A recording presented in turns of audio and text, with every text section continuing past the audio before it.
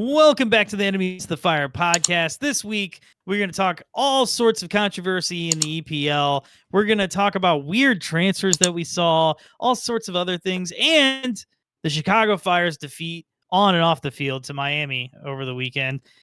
I am FCneoTokyo. This is James. DPG will join us in time for the Fire segment. James, how are you doing today, this evening? I'm doing good. Just had the fantasy football draft. Just had a lot of fun then. How do you feel about your team? I feel not as good as I felt last year, but I might feel better after this first week. I might feel a lot better, so we'll see how that goes. Oh crap! Does football come back this week? It starts on Thursday. Oh god, I'm not looking Ravens for. That's and the okay. Chiefs, and then it All play right, on Friday. Listen. Actually, this is interesting to note. The NFL is playing on Friday in Brazil, where they recently, canceled Twitter. So yeah, whole bunch of stuff I wonder going why. On. Why did they cancel Twitter, James? We don't need it. Because no, we don't need to get into because that. they're anti-free speech and they don't want people to know what get they're out doing. of here. We're gonna argue That's politics. That's the first thing that goes in the face of tyranny is they don't want people knowing. So they make sure that they take away your right to speak, your right to put that out to the world, unfortunately. Or, like there was a multi-billionaire trying to help fund a coup in your country. Anyway. Wait, so all those guys use Facebook, all those guys use WhatsApp, so why don't they go after Zuckerberg? Nobody uses Facebook except for your racist uncle, man. Nobody uses Facebook. All right. So geopolitics aside, let's start with every MLS centric podcast starts, the EPL and Declan Rice. So that's what's start with. That's so funny. Yes. I see a clip on Twitter because I did not watch the game.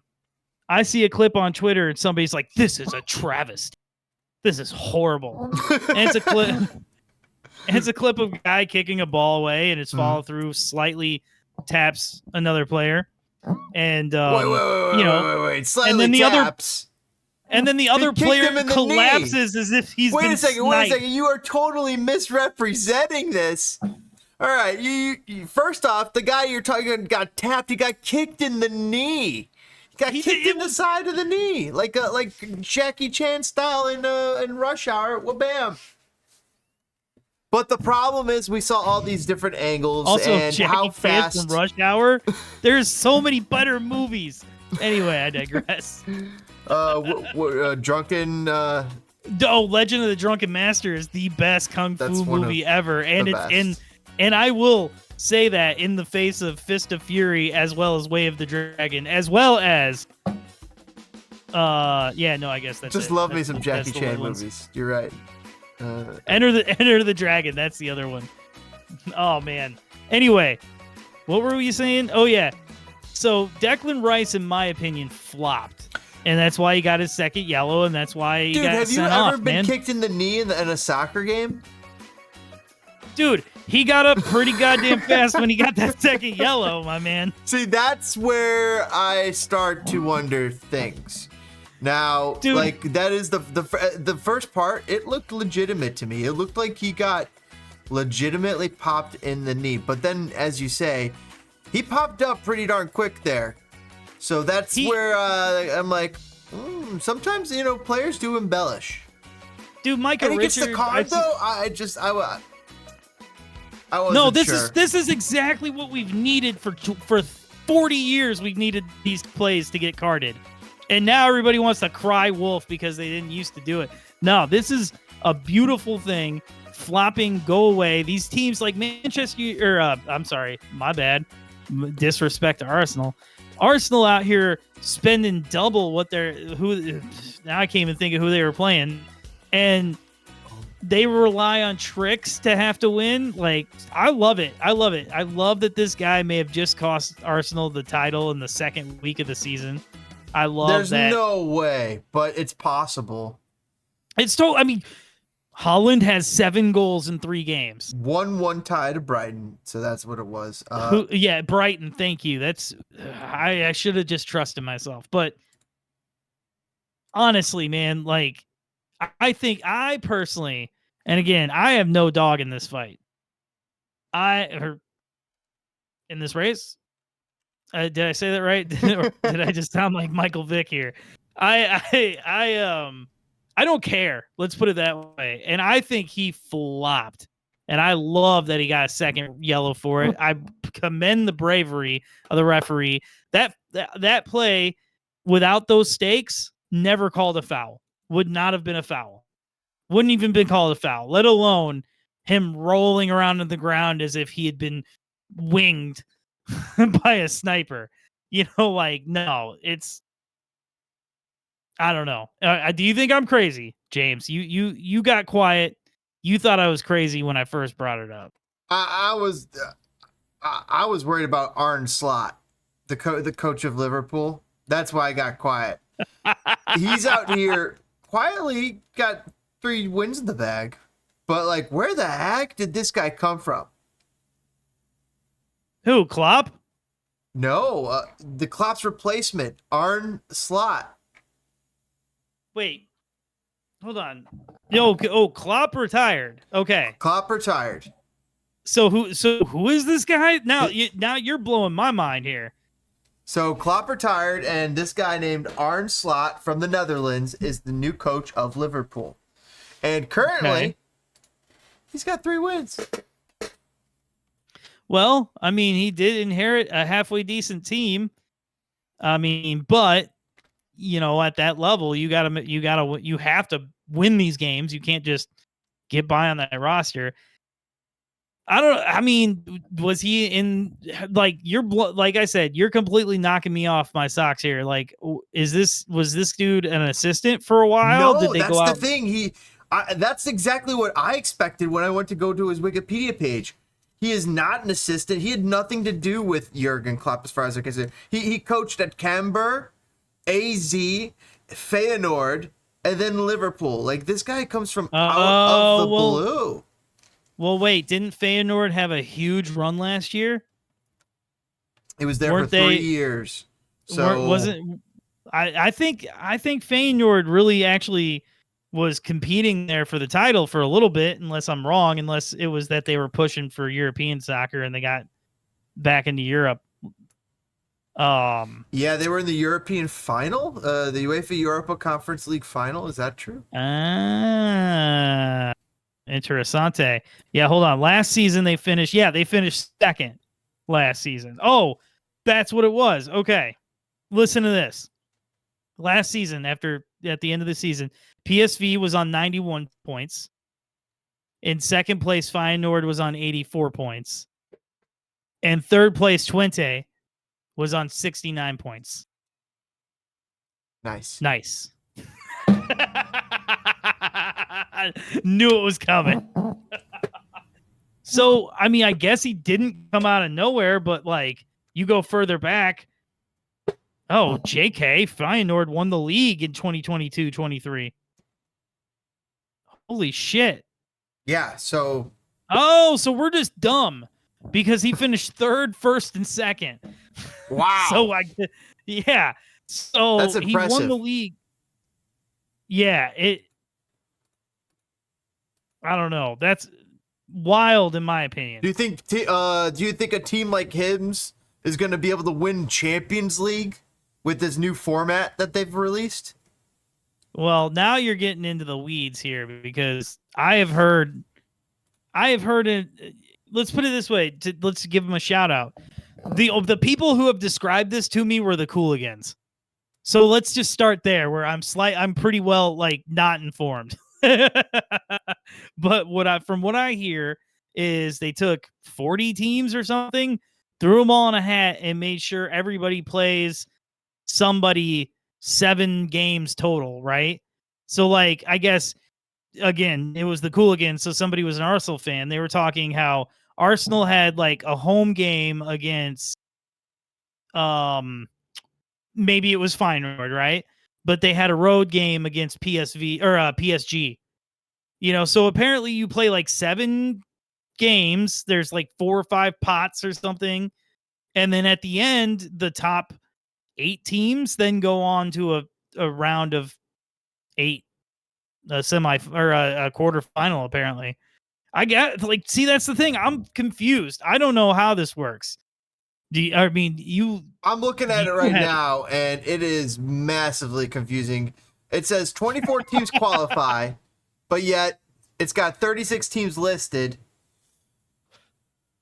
1 through 8 are in a round of 16, 9 through 24. I don't understand this graphic. It just, doesn't make a lick of sense. The best thing is that you looked confused as well. Like, I'm trying to explain third-hand knowledge from some other podcast to you as you're like reading, and you just look like the wheels are spinning. I'm on an athletic article.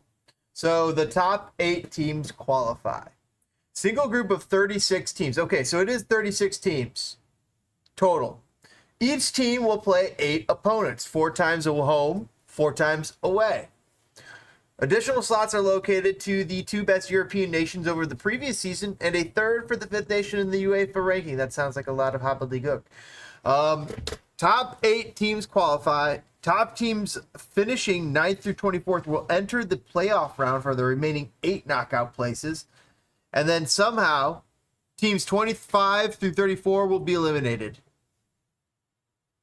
So, did you just say somehow? Yes. Was that in the description of what will happen? Is somehow these teams will be eliminated. Okay, so after these 8 games of the entire group of 36 teams, that's what it is. So each team is playing 8 opponents of this 36 teams, and then after all is said and done of those 8 games, that's when teams that have fallen on lower in the bracket from 25 to 34, they're eliminated, and then the top 24 move on in the tournament. Can I ask you a very serious question right now? I think I'll put it this way. I hate it. Now, the reason I ask you this question is, we have to look in the mirror. Are we old? Is that the problem? Like, am I an old guy? And I'm like, I want my Champions League the way it used to be. But like, and like, because, let's be honest, this podcast has been very critical of Leagues Cup and Nations League. And I'm guessing this new Champions League format. So like, are we just old people yelling at the cloud or not? Because I feel like if it were good ideas, it's more teams. And I don't see why you don't want more teams in there. Because like, look at the World Cup. Like, do you really want more than 32? 32 really feels like the perfect number, does it not? The thing is, like, with so many more teams, it's like too many games. But that's what I'm saying. Like, you can't dilute it so much that there's just because eventually it loses its prestige. Like, there's a reason why, like, yes, it's talent, but there's a reason why AFCON is looked at better than, say, the Gold Cup. Because the Gold Cup happens every year. Sunil Gulati would sneeze and a Gold Cup would happen. Like, it just was so much. Who cared? It becomes not special. And now, like, it's not like everything has to be rare, but for the love of God, you can't inundate us with stuff. Like, look at, like, I mean, I don't follow the Chicago Red Stars because there just isn't enough time to be and watch everything to care about. Dude, we do a podcast and we're like, well, I mean, I didn't watch the game, but like the highlights were, like there's not enough time in the day. Like no. you're eventually gonna run out of money to get. I don't know. Yeah, and time. And the other thing is where these games fit into your schedule. Think about that. Where the EPL, nice in the morning, having a cup of coffee, able to watch a half, maybe even a whole game sometimes. Then get going with your day. Meanwhile, MLS at night, 7 o'clock, 10 o'clock. It bogards your night. Even after it's like, I don't know, sometimes you might. Some people have the energy to go out to the bar, but I'm an old man. Wait, so are you telling me you're old enough to remember the heyday of there was no soccer, so you had to get up on Saturday morning? You like Saturday morning soccer better than Saturday night out for a party soccer. I like Saturday morning soccer so much more than I like Saturday night soccer. Oh, you're wild, man. It is wild. I wish sometimes that there were games at 11:30 in MLS. I feel like I would go. I wish there were more noon games. I will say that. I wish the Fire had a couple noon games. Like, I wish there was more. Like, I feel like you could do MLS 360 longer. Yeah. And still get away with it. Like, if you like spread these games out more. I know they're learning that to an extent, but like, if you watch MLS 360, they cut off after the second half of the late games. You got to pick one. Like, there'll be 3 going on, and they'll cut the show off, and it's halftime on the last 3 games. So, like, you know, you're watching a Seattle, Portland, and a, you know, St. Louis, San Jose, and something else. I thought it's supposed to be like a red zone.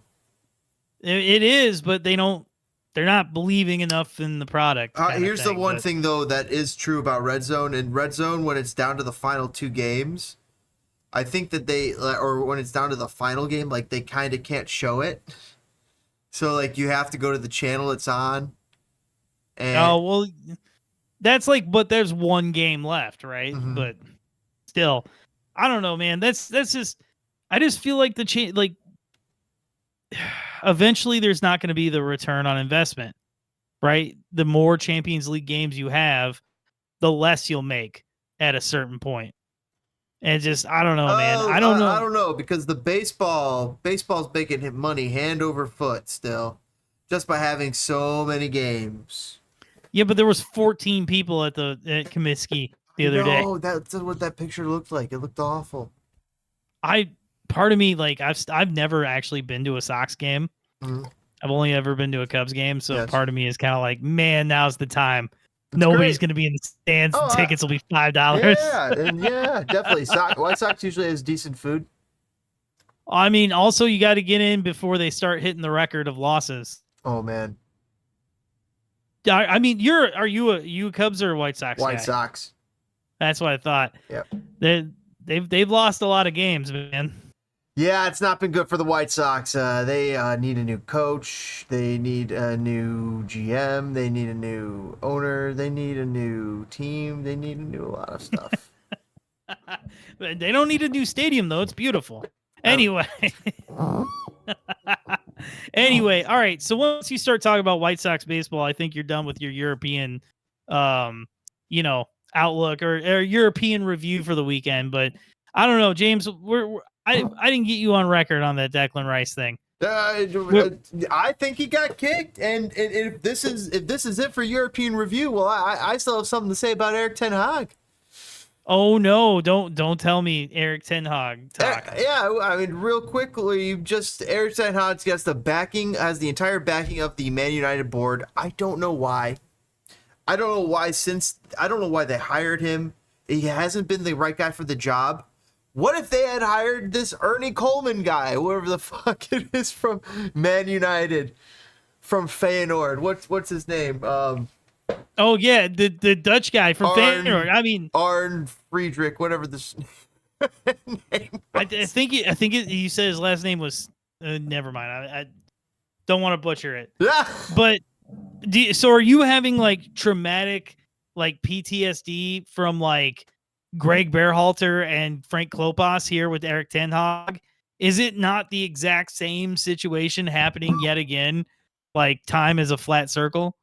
It seems like Man United is just incapable of making the hard decision of bringing in a guy who isn't just a yes man to the board and is a independent thinker, capable of his own way.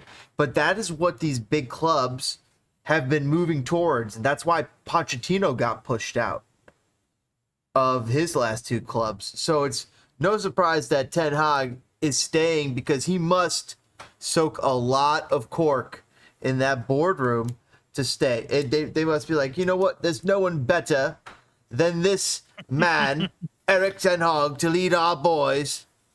The Manchester Well, wait, United aren't they Men in owned by Red. a bunch of Americans? No, I'm just saying that's how it sounds in the boardroom. But and the reason is because of have you ever seen Ted Lasso? Well, Ten Hag every morning he personally bakes these little tiny crumpets, puts them in a little pink box. His wife ties the bows for him while he's tying his shoes and getting ready. But basically, it's a little family affair, and they do that. They deliver it all, and boom. That's why Ten Hag stays in charge. Allegedly. Well, that notwithstanding, is there? I got a real question for you. What is it about the spells he's casting? Because they're right now they're asking Ten Hag, do you know anything about Hogwarts? And he's like, no, I'm not Harry Potter. You said. I forgot you said that. Real quote is that quote. I'm not Harry Potter, dude. You just lost to Liverpool 3-0. Like, you've got to come with something stronger than I'm not Harry Potter, especially when you have been given the purse strings. Like, you have been given the key to the car. He's not. And you know what he's admitting there?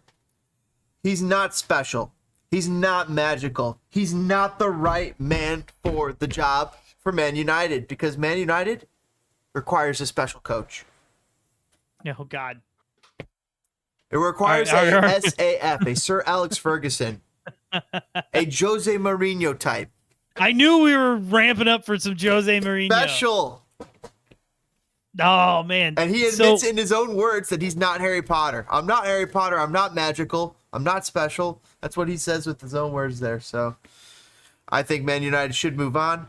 You got to find a coach who actually believes himself, believes that he is magical, believes that he is able to summon the best out of his players. How would you feel if, say, Jesse Marsh hadn't taken Canada and been hired at Man U? I'd say no. So he was good enough for your side chick, the U.S. men's national team, yes, but he wasn't good enough for your main. Absolutely not. And the funny thing is, we got Pochettino, who is good enough for Manchester United. Well, do we? We do. Oh, and on that cliffhanger, we're gonna come back in the next segment. We're gonna talk about Pochettino and relationship status, and there's been a few weird moves. You mentioned Jose Mourinho. He's getting the band back together here over in Galatasaray. Or no, he's at Fenerbahce, isn't he? Yes, Fenerbahce.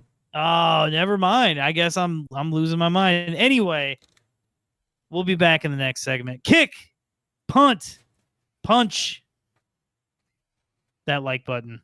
Look it in the eye. We'll see you guys soon.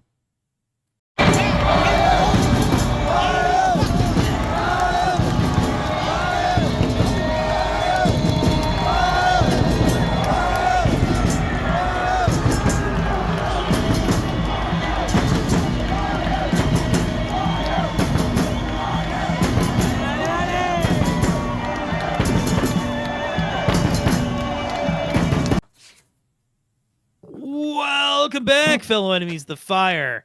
Again, I am FCneoTokyo, that is James, and DPG has joined us for the second segment today. And right now, before we really get into what I'm excited to talk about some weird transfer stuff, because I feel like this window has been the gas leak window. But before we get to that, guys, we brought it up last segment.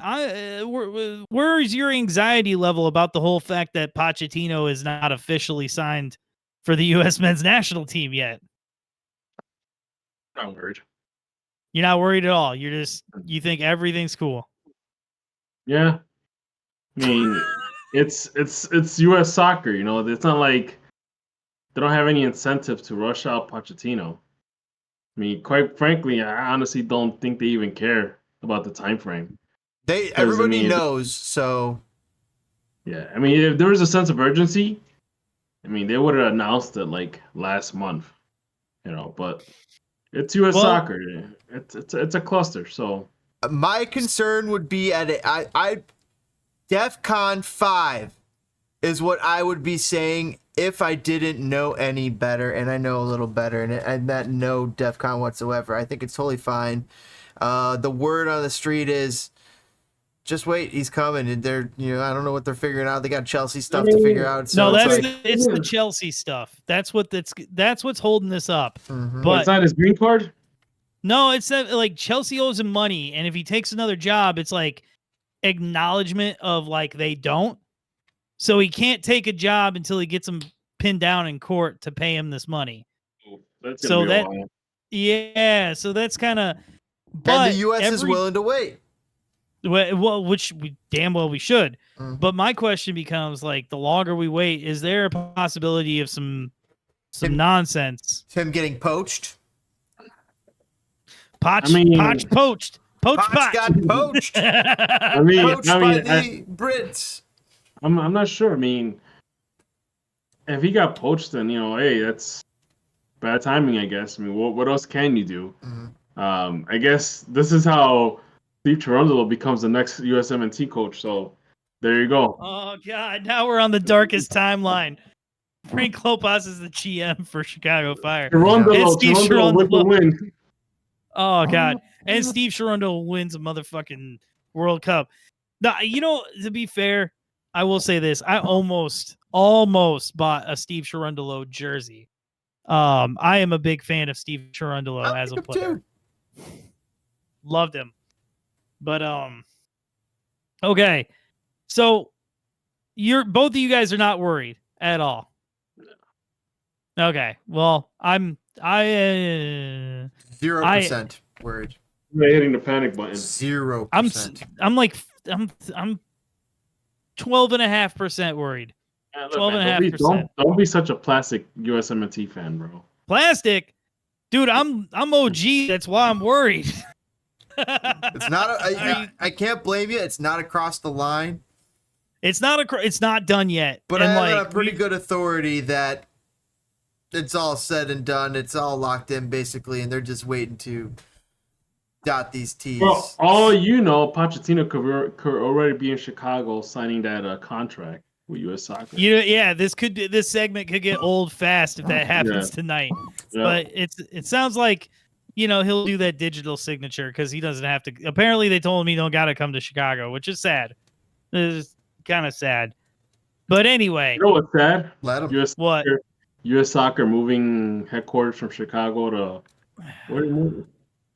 DC? It's still in Chicago, but now it's like a small office building space. It's not the historical house? It's not Chicago. It's not Soccer House anymore, man. I remember I had somewhere. I've got two pictures. I got one with the old logo and one with the new logo. But yeah, man, it I don't know. The time of places and institutions like that is passing. You know what I mean? Like, especially like my job. Like, I want to work from home tomorrow. You know what I'm saying? Like, I get it, man. But anyway, DPG, I want you to know that there is more sadness in this world. No. James, tell this man what happened to Reggie Cannon. Reggie Cannon fucked himself. Pardon my French. Oh. Are you telling me that Reggie Cannon did the idiotic move of getting himself fired or forced a contract while still playing for another team, and guess what? He owes that other team $1 million. Yep, he did he made the cardinal sin of anyone who's ever been scammed. He got impatient. Because had he just waited, this team is in legal. This team from Portugal may not exist in the near future. Like, they are so financially, they are so financially mismanaged. It's ridiculous. But he just couldn't wait. Like, Reggie Cannon is kind of like, oh God, how do I say this? It's more of an analogy, not necessarily like his beliefs, but like he's like your uncle who fell down like the QAnon rabbit hole. And like literally like believed in everything and like started knocking on doors at like pizza parlors. Like Reggie Cannon bought into the whole online of like, Pro Rel is the only way. If you play in the 9th division of Portugal, it's better than MLS. Like, he fell into the like bet on yourself, and he put it all on Reggie Cannon, and that shit came up double zeros. I wonder if there was some backhanded stuff going on here with Boavista, though. Oh, for sure. Where they, they weren't paying him. They weren't paying him his contract, because that's what is alleged. He got paid once. That's alleged by Cannon and his team, unpaid wages, and then beyond that, he moves on to QPR after this, and QPR is on the hook. QPR is paying part of these fees. Well, here's the thing. I wonder if this court was held in Portugal, because it's like they're making Reggie pay out €1,287,000. Here's Wouldn't the it thing be too. in Switzerland though? Isn't like Switzerland home of the sports? FIFA, but also sports. International sports. FIFA announced its decision on the Reggie Cannon case. I forgot. But here's another thing too. You got to think about is that if this club is going through its financial dire straits, they're really, really gonna hold them up for that 1.2 and that's million. why FIFA's making them to pay. The money they're going to be getting is Reggie Cannon's. They're just basically stealing. I feel like FIFA is extorting Reggie Cannon, maybe allegedly. Well, I mean, we all want to pretend like there's he's the famous, title is FIFA right? extorting Reggie Cannon. There you go. We all want to pretend like he's famous, so we all think he's got money. But this cat might have 15 grand in the bank. Like, he's played for low-level European teams in FC Dallas, right? Like, he might not be rolling in the cash. Like, how is this kid gonna pay? Like, what's the Tiger King line? Like, I will never financially recover from this. I will never financially recover from this. Like, Reggie Cannon may actually never financially recover from this.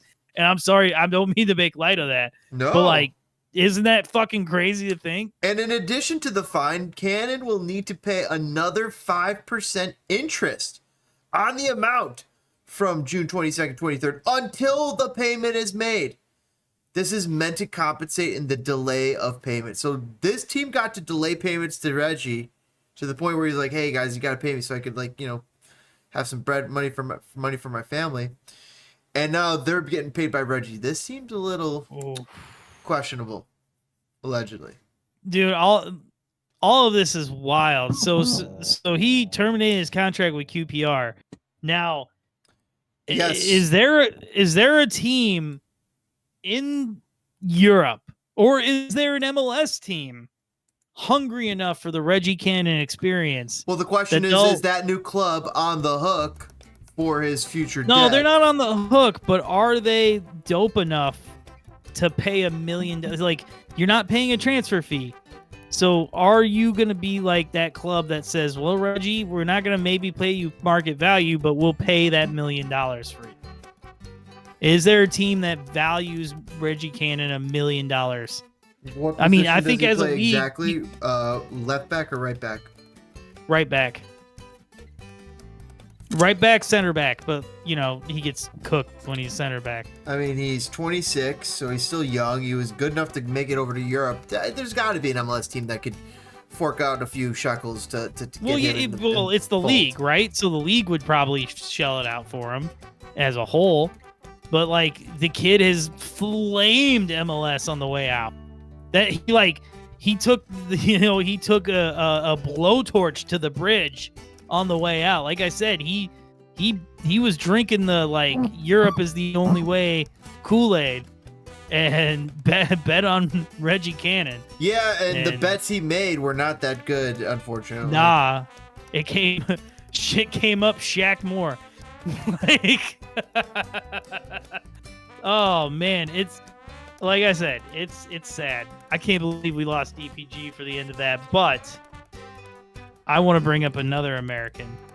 Like I said, I'm just going to say it out loud. This whole transfer window, I don't get it. Even all the way down to the minor moves of why the hell did the Fire sign Ari last? Right? Even that move blows my mind. That doesn't make sense. But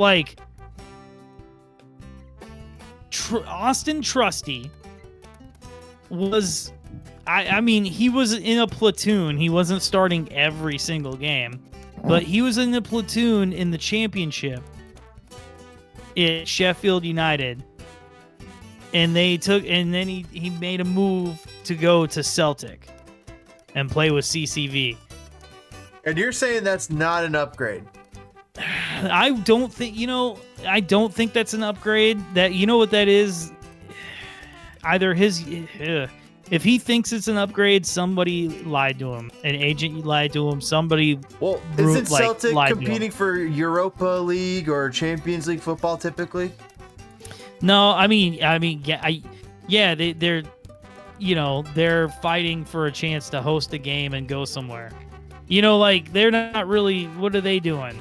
You know what I'm saying? But where does Celtic rank on the English scale? I mean, they're probably at best a championship level club. At best, but he's already on a championship level club. You know what I mean? Right. I understand. CCV is an older player. He's not going to develop like that. So he just needs to be somewhere to get reps, i.e. play, and somewhere where he's comfortable so he plays well. Hence why Celtic works for CCV. But Austin Trusty is still young enough to really maybe you send yourself through the meat grinder 1 or 2 more years and then settle 26. In somewhere. He's getting up there. He's 26. I guess he is older than I thought he was. That's the thing with some of these prospects. They're no longer prospects. They're actually veterans. And I am wondering about the next. Where is this next guy that Poch is going to find out of nowhere and bring along and turn into the next Christian Pulisic? I don't know, but you need some. 26 is not too old. 26 is 26 is a World Cup, and then if you're good enough, another one. I mean, look at your boy, new guy for Charlotte, Tim Ream. Tim Ream, 40's the new 20, baby. Yeah. So some players can absolutely do it. Man, so I don't know. I personally don't love this move. Are you going to be the guy? Are you this week going to be the guy that says Jordan Morris theorem, let Austin Trusty be happy?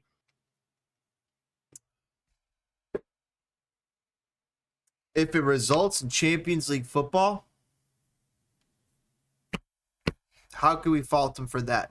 That just as the same as if it's a championship level, if Celtic is a championship level club, in comparison to what's over in England versus what's over in Scotland, then maybe it is a step up in a slight way because of that rising competition, even though it'd only be for 4 games until they get knocked out or however long it is. Well, that's what I was about to say. I don't mean to be shitty, but let's talk about this realistically. Right. We all considered going to a meat grinder of a team in Leeds as a massive upgrade from Brendan Aaronson's guaranteed multiple Champions League game having ass at Salzburg. Right? We all said get out of Salzburg, go to Leeds. And we were all happy about Brendan Aronson making that move. Seemed like an upgrade. That's why I don't think Celtic is an upgrade over Sheffield United. Really? Because Sheffield United is a breath, is a heartbeat away from the Premier League. It's true. They really are.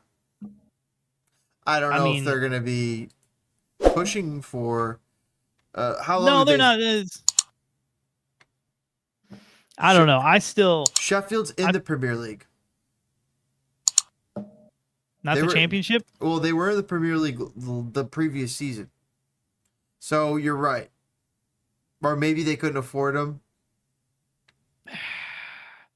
I don't think that's the case.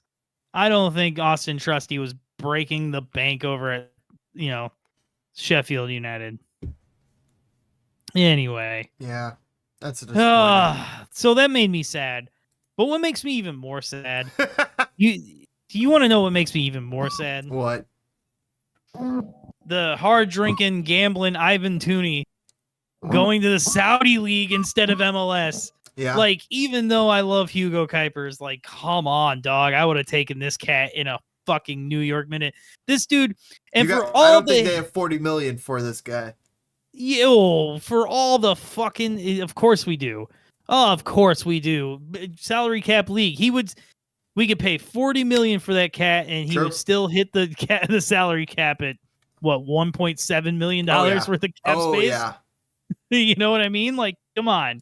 But no, in all seriousness, like, he was on the English team over the summer. You know, like, he's on the team. That's why I never saw that him coming to MLS. Him going to Saudi makes sense. They have the money.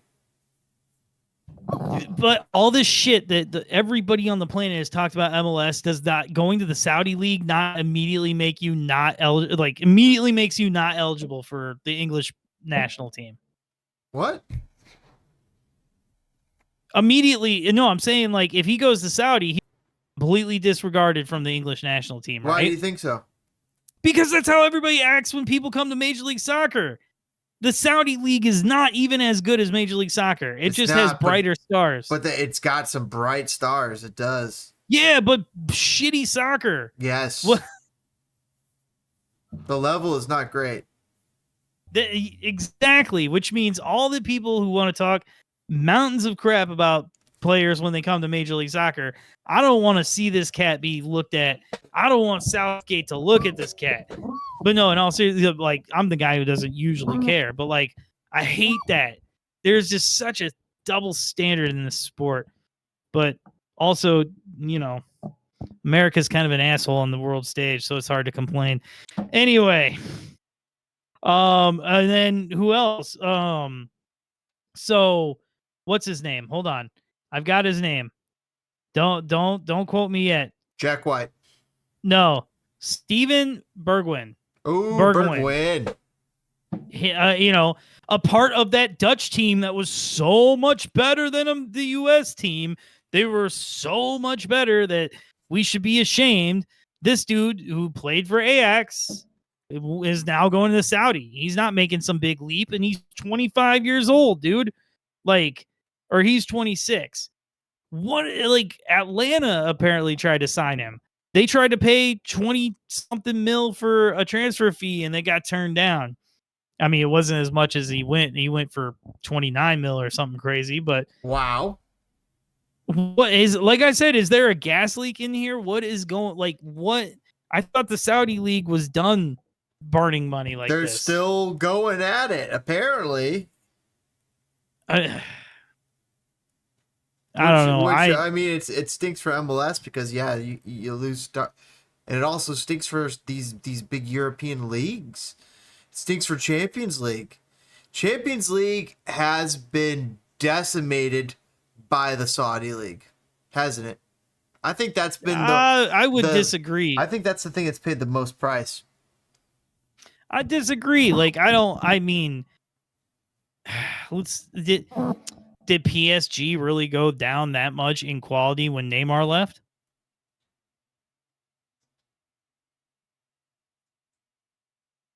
You know what I'm saying? And now when Mbappe's left and Messi, they've had to.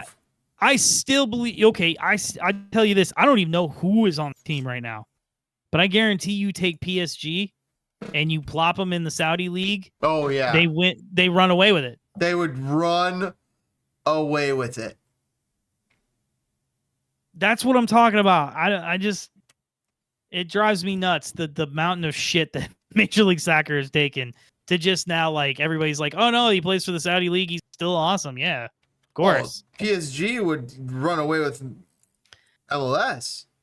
Well, agreed, but again, you look at people and they'll discount Messi's goals, but say, like, Ronaldo's goals are still good. It's just like, it just, the Saudi league is paying a lot of money. It means it doesn't mean it's any good. So this is what is going on with Paris Saint-Germain. They have Donnarumma in goal. Hakimi is their one of their lead defenders. Presnel Kimpembe, who plays for France, as their third captain and one of their defenders. Marquinhos as a captain. Fabian Ruiz, Gonzalo Ramos, Ousmane Dembele, Marco Asensio, Vitinha, Lee Kang-in, Lucas Hernandez, Randall Kolo Muani. That's a great name for FIFA. right? I mean, I recognize all these dudes from FIFA. Oh, no. That's where I know them from. And Milan Skriniar. What? Let's see what's going on with Milan. He's 29. Played for Inter Milan for forever. I remember him. He was very good. But see, I don't know if he's getting passed by over here. Ibrahim Mabaya. I love that you're now dug deep into the PSG lore. They're decent right now. They're decent, but they're not Messi, Mbappe, Neymar. They're not. But like when they lost Neymar, they still were a little bit more stacked than they are this season. Mm-hmm. You know what I mean? Like same thing. Like it just like even like look at like how I'll put it this way: Luka Modric, still an amazing player. He goes to Saudi, MLS, anywhere else, Croatia League, right? Do you really think Real Madrid has dipped that much in value in the like quality and still isn't one of the absolute best teams? No. Collection of players in the world? No. Exactly. That's what I'm saying. Like I don't think the Saudi League has really chipped away at the Champions League at all. There just will be new names. Interesting. And plus, yeah, the youth overcome. Well, and like look at what age we live in right now. These players are playing longer than they ever have. So your guys who used to be like, fuck it, I'm now like pickling my liver at 30. Yeah. Now play until 35. And then you got your flame outs that were done at, 25 are now down at 30. And like everybody's hanging on longer. Like, I mean, as much as it's great, like I wanted to see Messi play Chicago, still it's like Messi, get the fuck out of the way. Let's get a new kid in Argentina to play the number 10. You know what I mean? Like, right. So we're having these movements of where the older players are around longer because of sports medicine, because of sports science, and we're also having better production of younger talent. Again, like I said, well, I think in some places, not every place, maybe not in America, but you don't think America is developing talent much better than it ever used to? It's developing talent much better than it used to, but it's not developing talent on the same scale as some of these other nations out there. No, of course not. Of course not. Oh, man. The world, like I said, this transfer window got me screwed up, man. Like, same thing with, like, we missed out. As MLS fans, we missed out. You can say his name much better than I can. Victor Osimhen. Left Napoli for Galatasaray. Like, we talked about this. Like, we talked about this. If you care about Turkish soccer and you're not Turkish, you're a degenerate. Like, well, like, oh man, I don't know. Maybe I'm just salty. I want Victor Osimhen on the fire. It's weird. There's been a weird. It's what you're seeing is not the usual contenders. Yeah, not the usual players. You're right. You know what? As much as I'm complaining now, MLS did get Jovinko. MLS did get Evander, right? Like, so we're getting some of these guys. I guess there's MLS just a Messi. trend. Well, that's not what I'm talking about. I'm talking about it seems like the trend of guys in their prime willing to go to weird places. Right. For like an idea, for a movement, for a paycheck, right? Mm-hmm. Like it really seems like some of these guys are getting pulled away younger. Like back in the day, it was like, no, I will come to MLS when I'm 32 and I'm on my last knee. Did we mention Jhon Duran in the last section? Because Jhon Duran's been taken over. Jhon Duran, I try not to think about Jhon Duran because it makes me sad. He's moving on up. God, what is this? The My Chemical Romance section of the podcast where everything is sad? But yeah, so how many goals does he have already this season? Just two off the bench, and he's pushing Ollie Watkins maybe to the bench. And that could be the case very soon. I don't know if that'll happen, but dude, Duran, former Chicago Fire, Duran. You know what? If you are a Chicago Fire player, somehow see this clip. Get a new agent. Get his agent, because whoever his agent was, he got him out of hell. The murder was the case. He beat it bro, he got out of here somehow. He got out of prison and was able to flourish somewhere else. And I don't know how he did it, because boy, we have taken him down. David Accam had a bright future. I mean, you know, I don't know. Like I said, man, I'm kind of beside myself with all these moves. I feel like not only as Major League Soccer, but as Fire fans, we missed out on what could have been. I mean, if we were competing, yeah, if the Fire were actually competing in a window and had this, space to make these moves, yeah, it would be exciting, but it's not. We're not. But we'll get into that when we come back here on Enemies of the Fire. Make sure you guys pump that like button. We'll be right back here.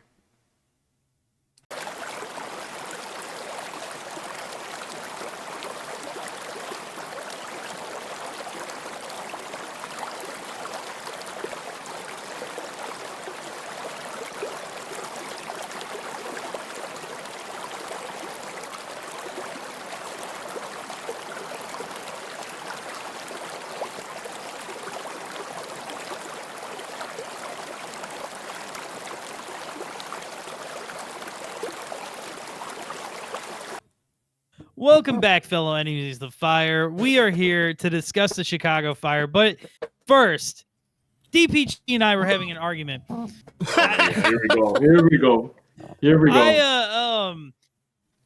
I will say this.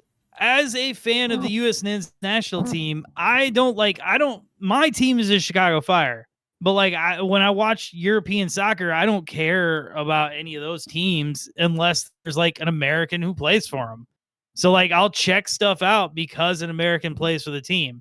I'll watch Celtic this year because I have Paramount and CCV and Austin Trusty'ed play there. You know what I'm saying? But DPG on the other hand is holding out until a player plays at Real Madrid. I'm holding out until a player plays for a relevant team.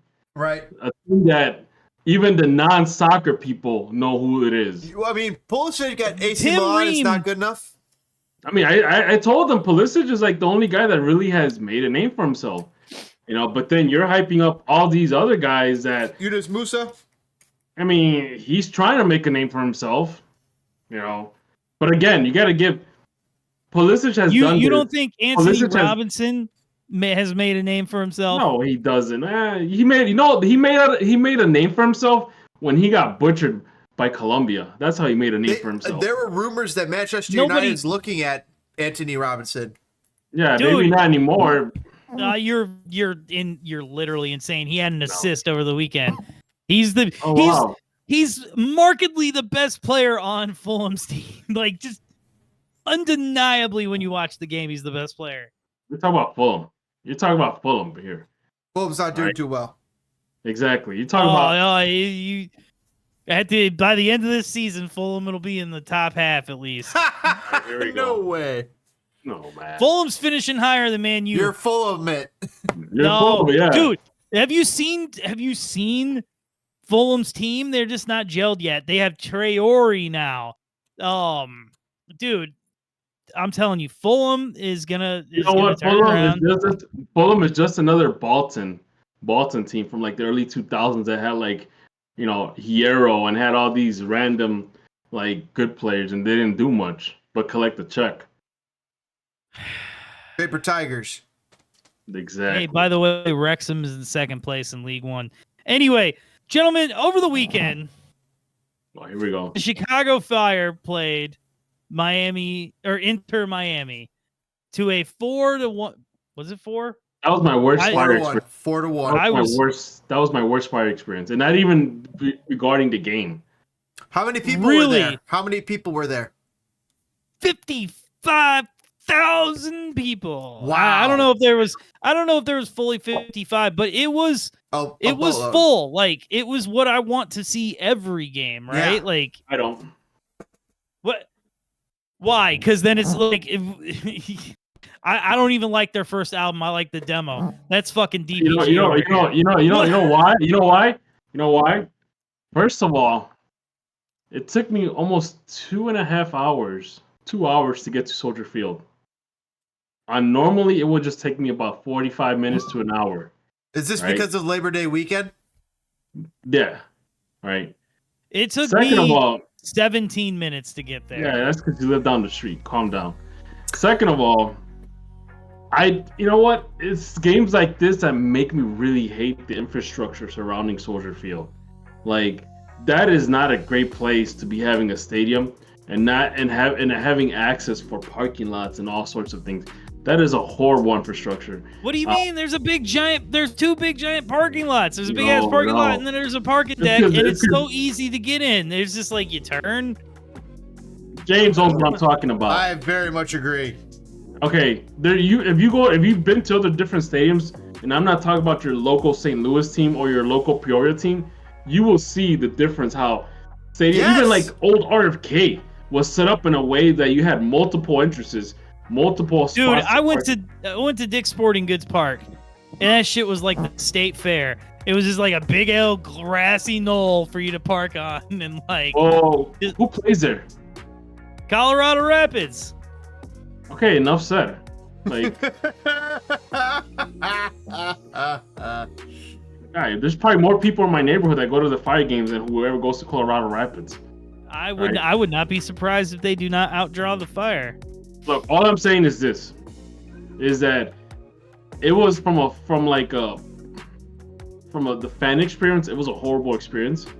Because like wait, why? This is so funny. Why do you say this? So wait, paint the picture. When did you get there? Like you said, it took you 2 hours. I got there like 20 minutes after kickoff. Oh, no wonder you didn't text me. Yeah, I was like already fed up. Like, I've been sitting in the car for 2 hours. Lakeshore Drive was packed. You know, everybody decided to go to Lake Michigan on the Saturday night. And not to mention, you had all these nobody got the memo that Messi wasn't playing, and they still showed up. Like, dude, and that's a good thing, by the way. And the thing is that had Messi shown up, I would have sold my tickets, and I would have been happily counting my money. But anyways. If they didn't know Messi was coming, if they didn't have the ability to read a newspaper or check Twitter, man, I hate to. Matt, that worries me for the future. Yep. So, of our country. And to make matters worse, I had my son because I figured, hey, nice day to watch soccer game. Wasn't it? He was hungry. We got some. I mean, show the kids Sergio Busquets. Yeah, they need to know the fundamentals. They don't know. They don't want to. He's not there to watch washed up bums. Okay. Anyways, we get the chicken tender platter. We get the drink. What else did we get? I think that was it. Ice cream nachos? No. No. And this is there was a suspicious lack of ice cream nachos. Apparently, Soldier Field now they want you to use a little screen kiosk to order food. At least in the club section. And then I asked one of the guys, like, hey, man, I get 20% discount. What's going on? You know what he tells me? He's like, you know what? It hasn't been working all day. Okay. How is that my fault? Give me my 20%. Like, wait, what? Yeah. He said, it has the 20% discount hasn't been working all day. That was his excuse for not being able to give. But hold on. So I'm like, you know what, forget it. I go downstairs, and I mean, James told you've seen the club section has 2 levels. I go downstairs, and I actually go to a person that's actually, they're selling food from the counter. And I'm like, hey man, upstairs they don't have the 20% discount. Hey, do you guys have it down here? He's like, yeah, no problem. I'm like, here, let me show you my ticket. I'll pull it. No, you don't have to show me. You're fine. Gave me the 20% discount. I got my chicken tenders, got my drink. Great. Go back upstairs. First of all, the chicken tender platter sucked in that section. All right, it sucks so bad. My poor kid, like, he tells me I guess he took a bite of a chicken tender, and he tells me, Dad, can I spit it out? And I'm like, wow. I'm like, yeah, go ahead. He spits it out. Not even a few minutes later, the poor kid throws up. Oh my God. Throws up right on thing. You know what? I am happy he didn't throw up on himself. He actually ducked his head and threw up on the floor. I'm so glad he spit it out. Yeah, It he must threw have up on been. the. It must have Yeah. not been good, and he just knew it. He just like, you know what? Something about this isn't right. So this was like around halftime already. He threw up, Damn. and then at that This point I is was like, crazy. at this point, like I drove 2 hours. You know, it was a hassle to To get food. give your kid food poisoning.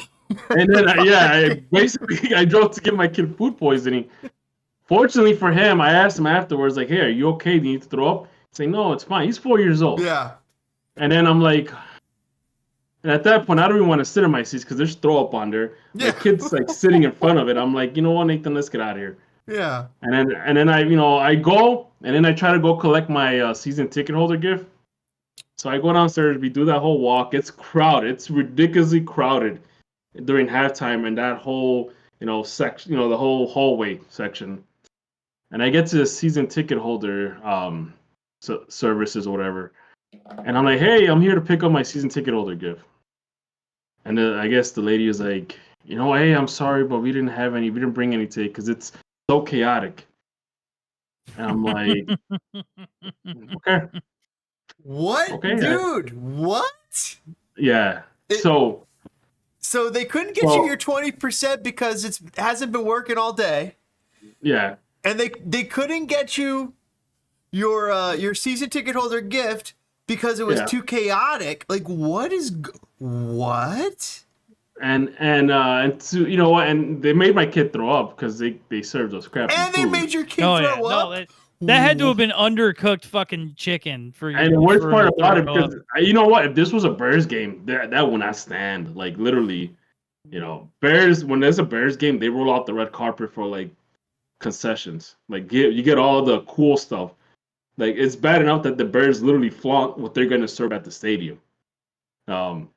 So after that, I was like, I was already pissed off. I was already in a bad mood. I felt bad for my son because he wanted to stay, but I was like, you just threw up. I get it. It's exciting to be here. Let's just get out of here, kid. And he understood. He said, okay, let's go. And drove home. Damn, man. That's a Dang, disappointing. how long did it take you to get home? It took about an hour. Dang. It was a lot quicker. Did you listen to the game? What'd you listen to? You know what? I just saw the score line. Once I saw it was like 4-something, I was like, yes, thank God I didn't stay. No. And you know what? And it sucks because, this was his second Fire game. The first time I took him was against Montreal. And that was a cool game. He actually enjoyed it. And keep in mind, we didn't have the chicken tenders. We actually had hot dogs and nachos. and he loved that. So the hot dog and nachos were edible. The hot dogs and nachos were edible in the Montreal game, but the chicken tender basket was I actually felt it was a little undercooked. Like it wasn't even like hot. It was like lukewarm. And yeah, it was just like a bad fan experience, man. It's like I'm like debating whether or not I should call my rep and just like complain to him. Dude, you did not have a good day there. Nah, and it sucks, man. It was a horrible fan experience, and I get why people hate going to Soldier Field. Like, if it's a crowded, it's hard to get to the parking garage in the north garage, because it's only like one road leading into it. It's so chaotic to get into the Waldron deck from Lakeshore Drive if it's packed, because the line literally sticks out into Lakeshore Drive. It's a crappy place to put a stadium with the lack of like infrastructure. Like it's a crappy place to hold a soccer game right now. Yeah, and it's it's most modern stadiums have very good infrastructure surrounding the stadium. Like there's multiple different ways. It's also a crappy place to hold a Bears game, by the way, for all the exact same reasons. Honestly, they do roll out the red carpet and the food's better, but the logistics around the stadium do not change, and they're just as bad, and if not worse. And the thing too is it's because you take an Uber, bro. Like if somebody drove me to the stadium, driving the stadium's untenable. Yeah, dude, awful. that's usually the play, right? The play is usually take the Uber to the game. Right. And then that usually takes anywhere between 15 to 25 minutes, right? Depending on how late I leave. Yeah. And then I just take the bus out front back to the blue line and take the blue line home.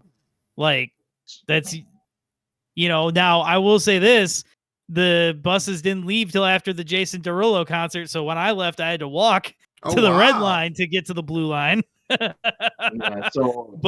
that part was not the funnest, but it also didn't suck, right? It was still pretty easy. Mm-hmm.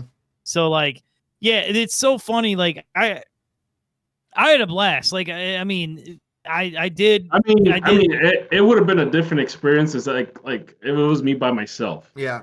Like, I'm like, it's me by myself. I sit down by myself. I enjoy the game by myself. I don't care. Like, that's me.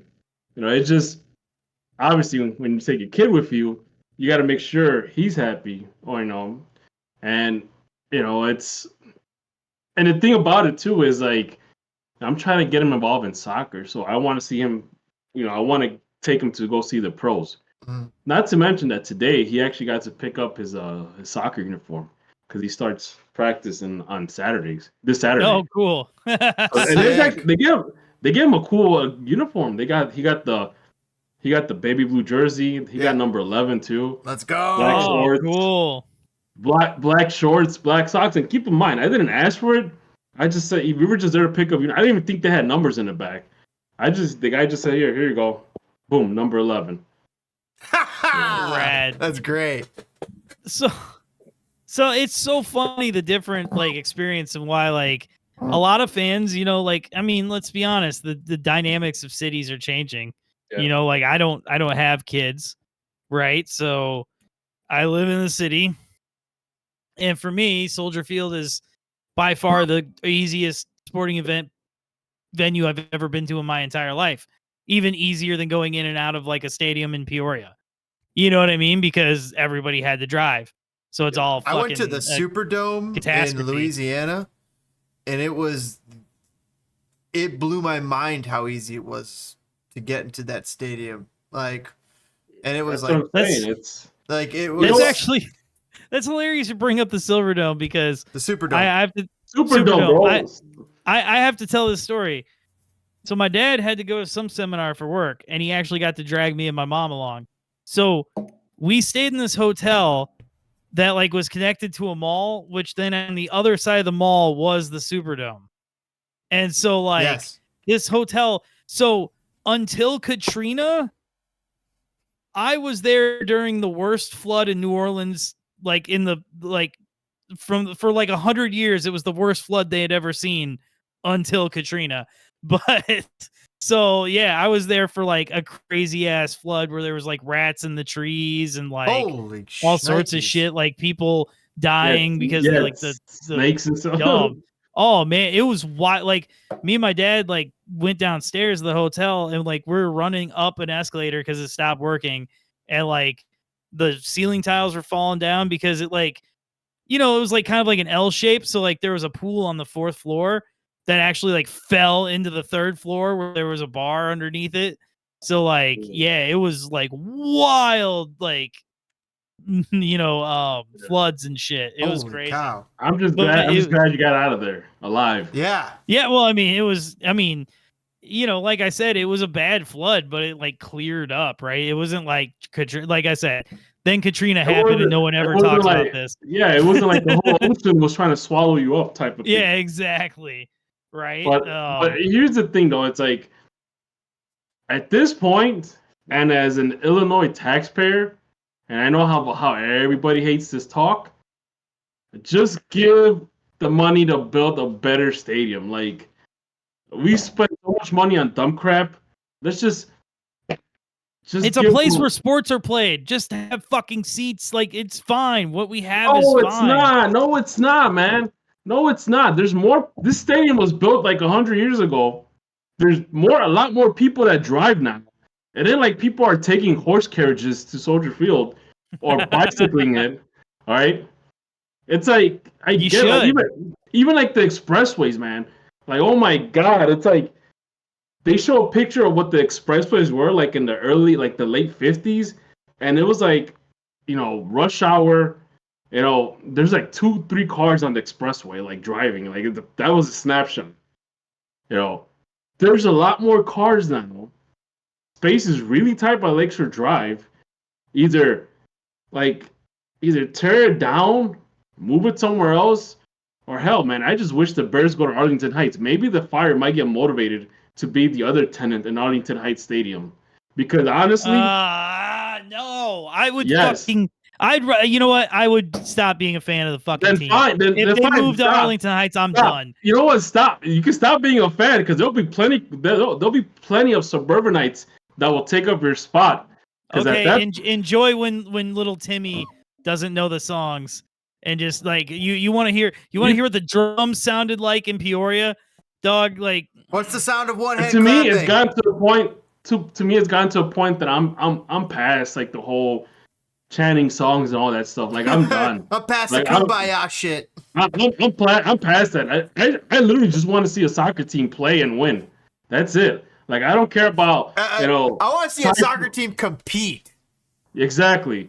I don't care about chants. I don't care about like inter supporter group fighting. I'm done. Mm-hmm. Like, if they, that is pretty fucking lame. As if I can mention this, I don't know. Maybe I'm a jerk. I try not to be, but I feel as though the current attitude around Section 8, like, you know what it feels like, man? Because I try to make friends, and I'll be honest. I found there was a lovely couple that I met that we sit by each other now, but it's neither here nor there.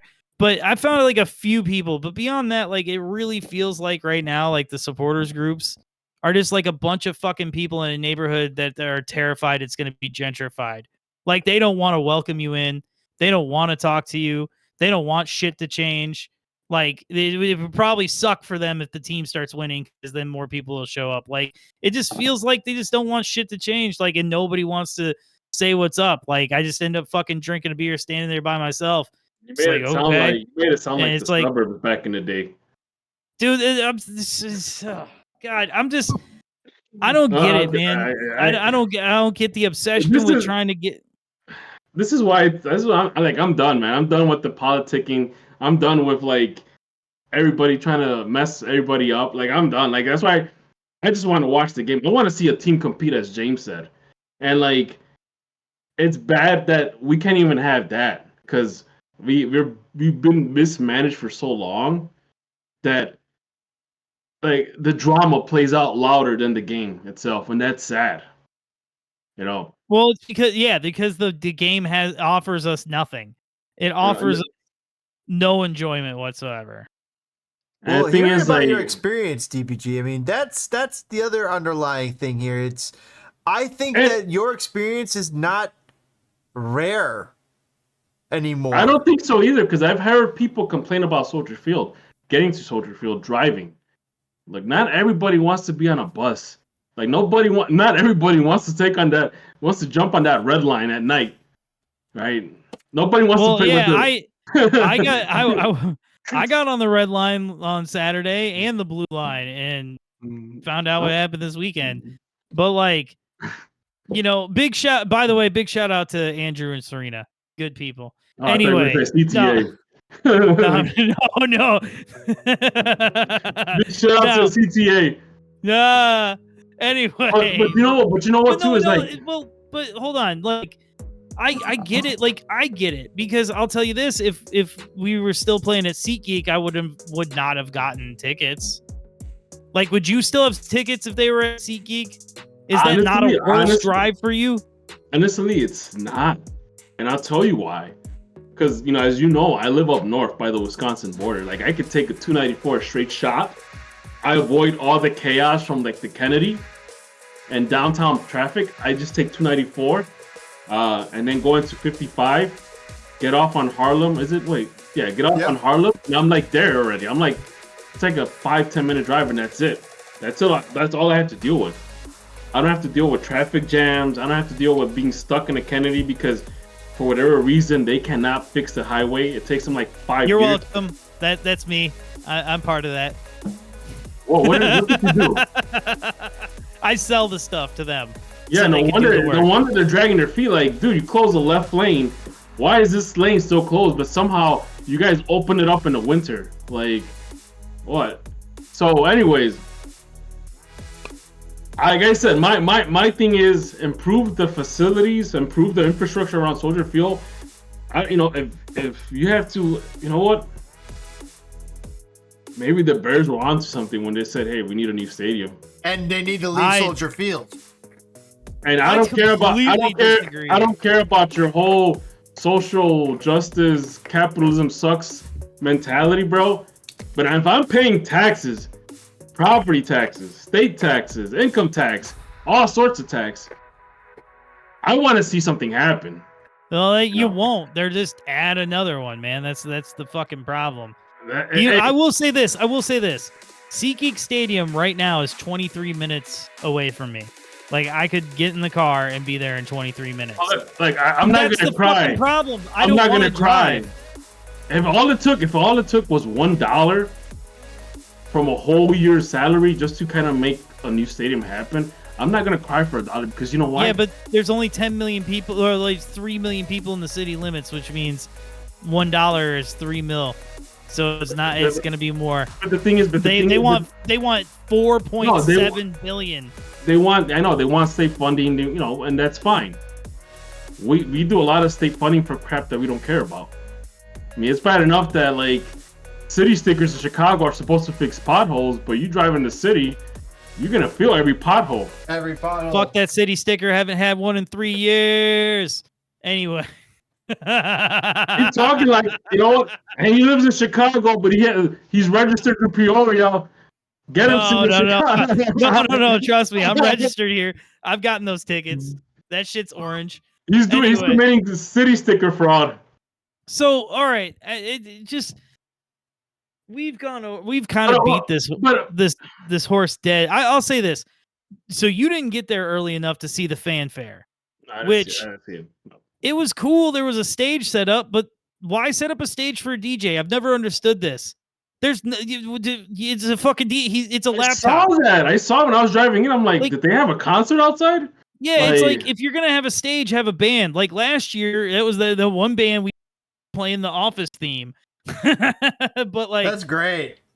Like, why rent a stage if you're not gonna have a band? There's no fucking reason. It's a DJ. It's a laptop. Like renting an office if everybody's gonna work from home. Yeah, right. Like, it just set up a picnic table. You can have a DJ show. But like, they also, when you come in on the south side, they had a pop punk band playing. Where the country band was playing when they had the cowboy hat day or whatever. Like right where the DJs are usually playing, like when you first come in by that bar and the team store and stuff. But yeah, so like there was a ton of stuff for kids to do. There wasn't a lot of stuff for like adults to do. And then again, I went over to like the fire or the Section 8 tailgate, and there wasn't like the Revolution people were there telling you like, yeah, Hazy Pitch is about to be dead. Which, by the way, they're about to be done with Hazy Pitch. Buy a case for. When's the last? Did they give you a date, or did they just? No, but it's like they were like, oh, we just shoved a bunch of it. Like they're in get rid of it mode.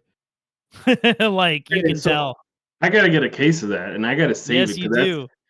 It's gonna be a piece of memorabilia. I was telling James, some kid 30 years from now, when they've won a bunch, we're like, oh, they did a beer back in the day when they sucked. You know what they're gonna do?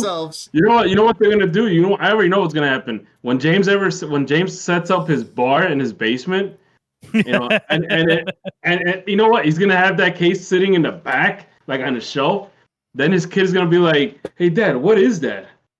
Oh, like, that's a 30-year-old beer, kid. You don't want to. You don't want to drink that. Hazy Pitch. I haven't heard that name in years. You don't want any of that. No, it's 30-year-old beer, kid. You don't want that. How does it taste? It tasted okay. That's all you got to know.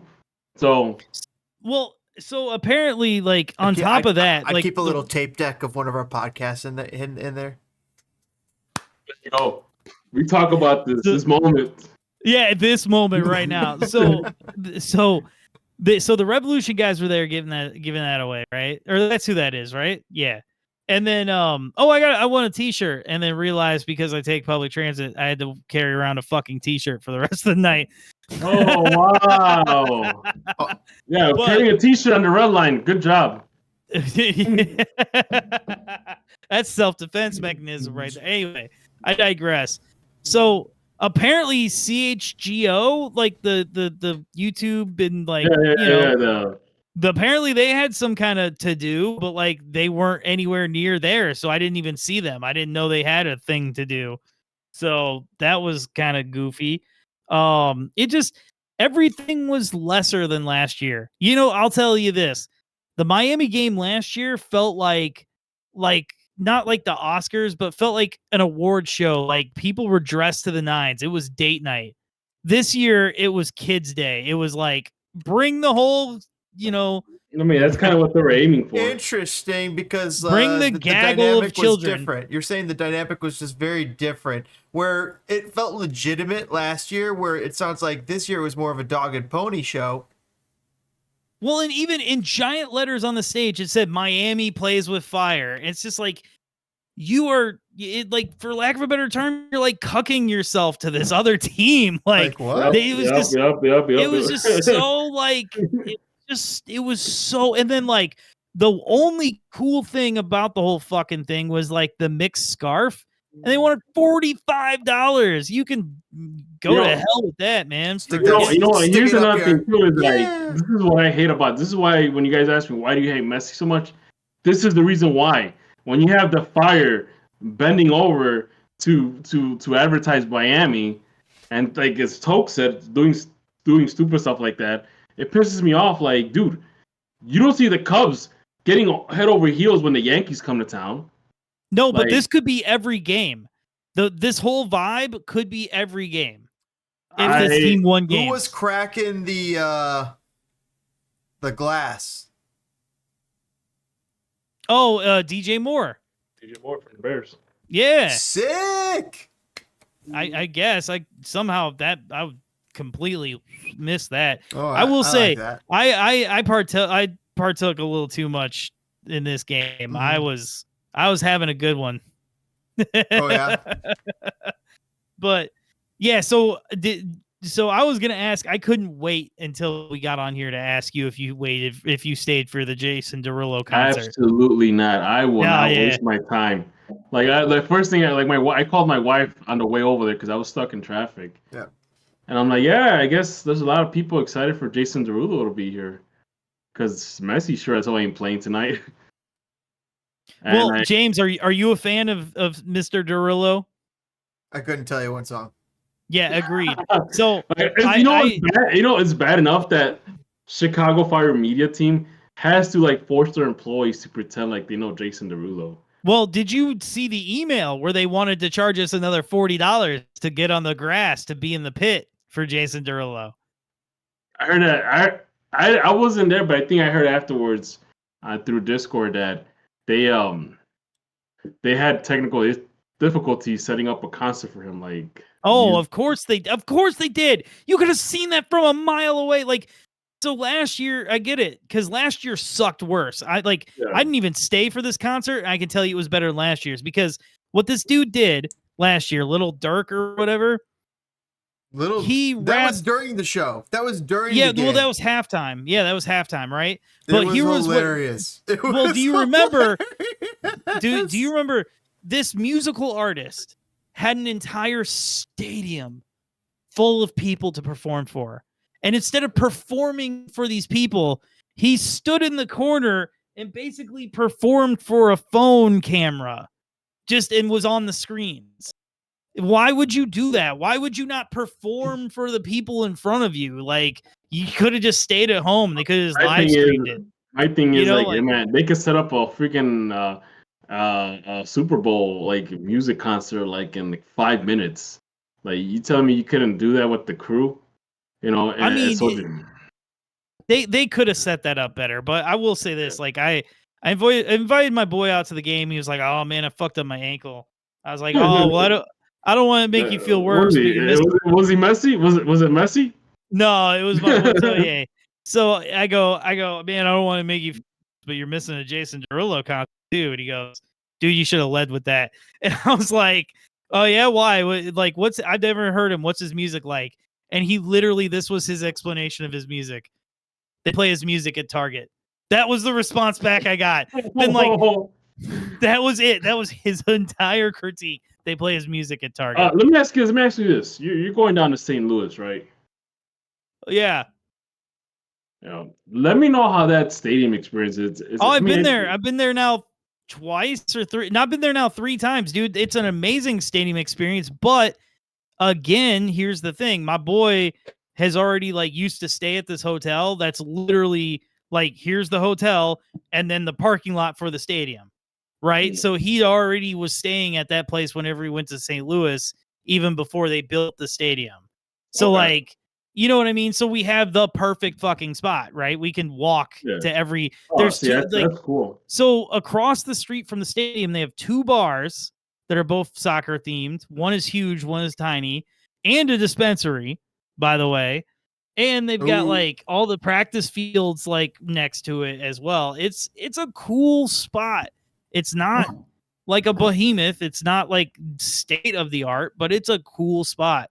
Like when they played the Fire, there was some Midwestern emo kid. He performed before the game, just on this stage, and then he did the national anthem right during the game. Speaking of the game, let's talk about the game because we've already been going 35 minutes.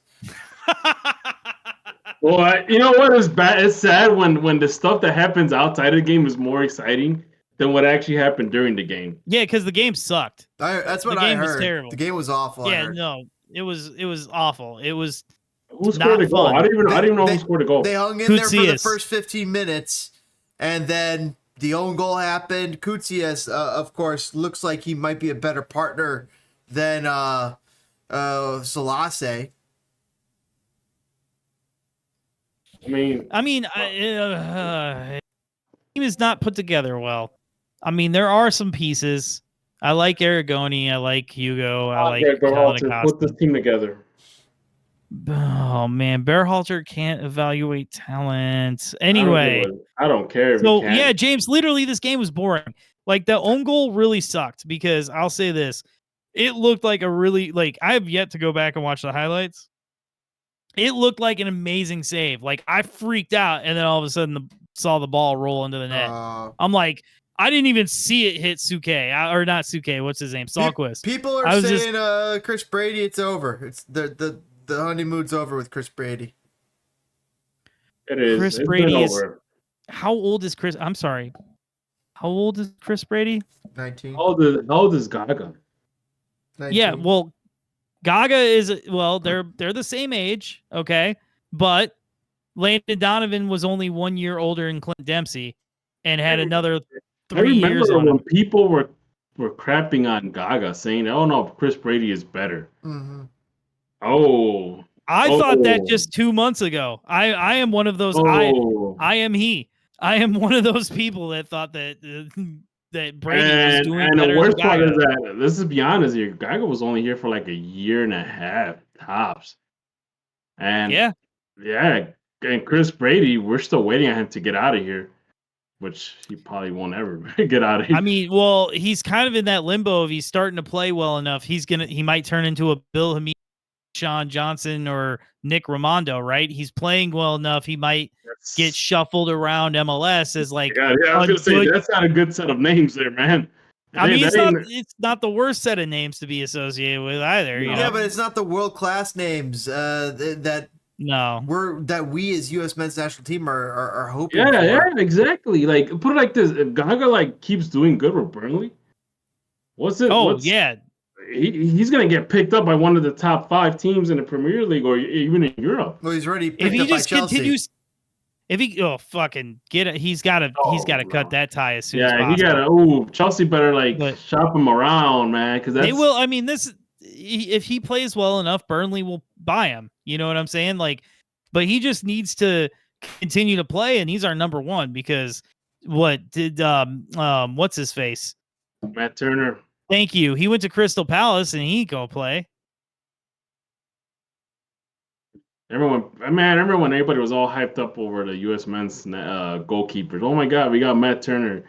We got Horvath. We got Sean Johnson with the third string. And look at it now. Like right now, it's like a whole mess. They ain't Just shit. like the back line. Just like the back line. And your precious Anthony Robinson. That my God, watch out! He's the wall.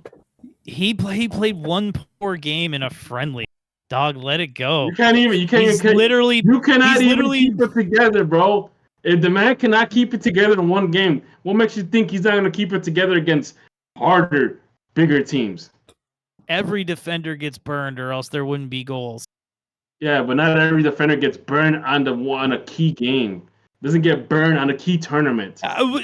When Barcelona plays Real Madrid, somebody fucking scores. Somebody gets burned. Yeah, somebody gets burned. Yeah, you're right. But they don't get burned for the next 10 games.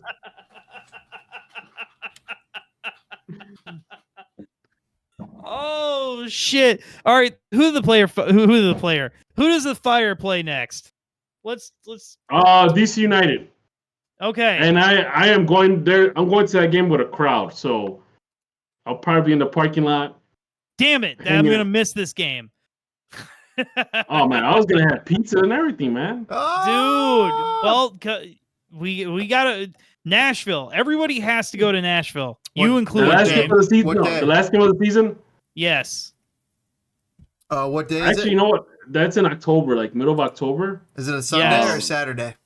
Actually, it better not be the same day as Lorna Shore. It's a Saturday. All right. Oh no. Hold on. I'll tell you right now. October 19th, buddy. Okay. So, honestly, like... I'm going to tell you, James. I'm going to tell you, because, you seem to be a popular guy in the supporter groups. So, if you want, you can sit with me upstairs, and you can leave this guy, with the, to the dogs. I'm a popular guy in the supporters groups? Sarcasm, buddy. Sarcasm. I'm like, oh, man. I hope not. Oh, yeah, maybe. Well, October? You listen. I like being with the people, my man. The proletariat. Listen. No, I like to be with the plebs. Yeah, for real. Listen, man. I legitimately, where else? What other sport can you have one of the best seats in the whole entire fucking state? Tell me what my seat costs at a Bears game. I sat 4 rows back on Saturday. Dude, I actually saw how much my seat cost for a Bears stadium. That's for a Bears game. Oh my God, bro. It's like Gadzooks. Oh, well, tell us how much? It's like indigestion causing. It's like, man, it's like now, is this resell or is this like what they sell? What they sell for? Yeah, it's oof. I think I saw it once because obviously the Bears don't really sell stuff directly; they do resale because they do have to keep their season ticket holders happy. And I think it was like whatever I paid for my season tickets for one seat. So like, I was like, oof. Oh man, that's how you know the Fire are value. Dude, it's you know what's funny? I found a picture of my phone and season tickets for this last Peoria City season were $35. Whoa. I mean, you can buy them and not even go. How much are the good seats though? Because knowing you probably that was the seats. The supporters group is probably cheaper. Wow. Oh. So you tell me for $35 you could practically sit like a king in a Peoria City game? Well, yeah, I mean, as best as a king can sit on a bleacher, but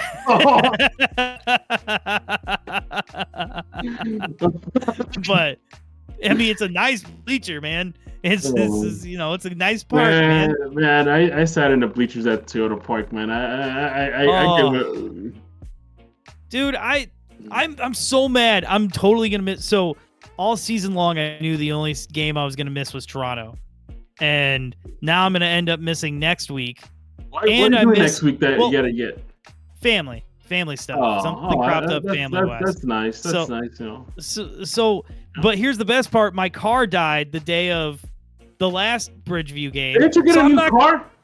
Yeah, but I'm not going to get to go to Bridgeview this season. Keep that in mind, City of Chicago. Oh God, yeah. CarMax is yet to buy my car. By the way, they might drop that jersey rating. Oh fuck. Okay, guys, I think we got to wrap this up. Did you hear?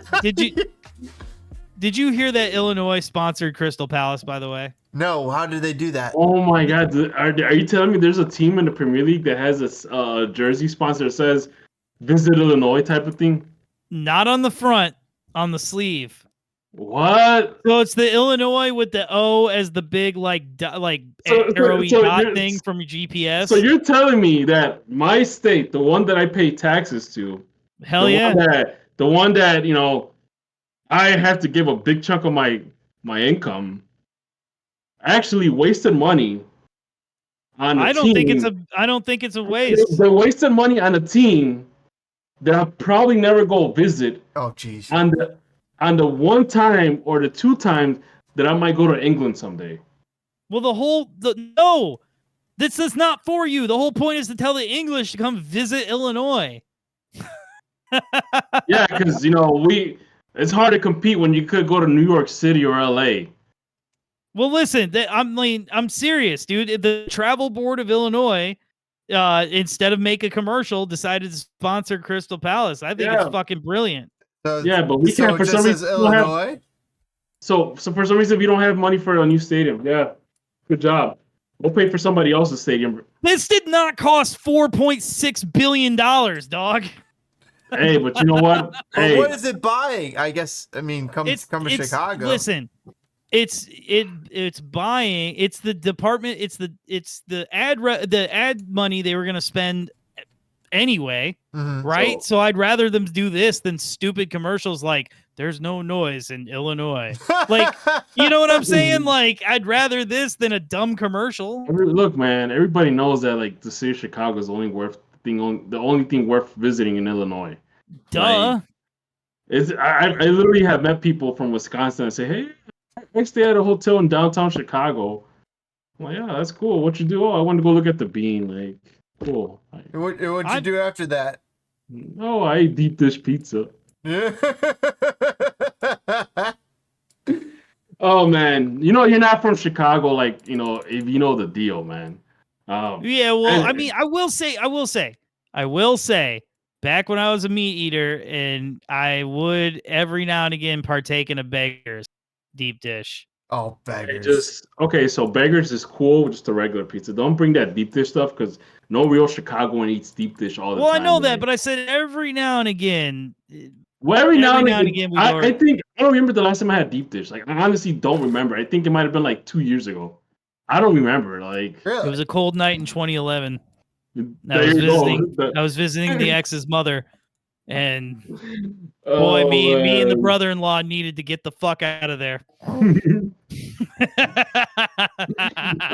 saying, like, honestly, man, oh man, like, I mean, James probably knows this. Like, man, nobody in Chicago eats deep dish. I love deep dish once every 3 or 4 months. Yeah, it's almost like Malort. Like you have it every now and again because it's like, that's Chicago. That's what pizza casserole tastes like. No, but it's like, ooh, pizza casserole. I actually heard about that place. No, seriously, when I used to work at Midway, people used to talk about that place. I never been to it though. But yeah, God, I wish we'd have like a segment of DPG's TSA stories. Oh man, I'm down for a taste test of deep dish pizzas. Oh my god. Look, man, I'll just leave it like this. That if it wasn't for that job, I mean, that job literally motivated me to get back to college. So, hey, it was so bad it motivated him to go to college. It literally motivated me to stay up late.